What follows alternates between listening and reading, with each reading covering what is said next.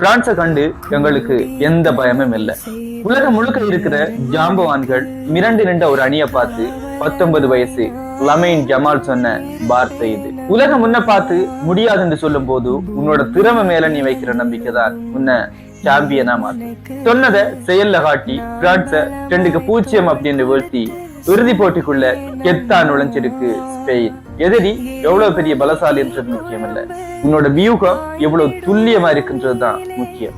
கடந்த 3 வருஷத்துல தொடர்ந்து 3வது பெரிய சர்வதேச தொடரோட அரையிறுதியிலையும் பிரான்ஸை வீழ்த்தி தங்களுடைய அசுர ஆதிக்கத்தை காட்டியிருக்கு ஸ்பெயின். சவால்களை கண்டு அஞ்சாதவன் மட்டுமே சரித்திரத்துல இடம் பிடிப்பான். நினைவிருக்கட்டும், சில தோல்விகள் இதயத்தை உடைக்கலாம், ஆனால் அவை ஒருபோதும் சரித்திரத்தை அழித்து விட முடியாது. எம்பாபே, நீங்க வரும் பந்த துரத்தல்ல, கோடிக்கணக்கான ரசிகர்களின் நம்பிக்கையை சுமந்தோடினீங்க.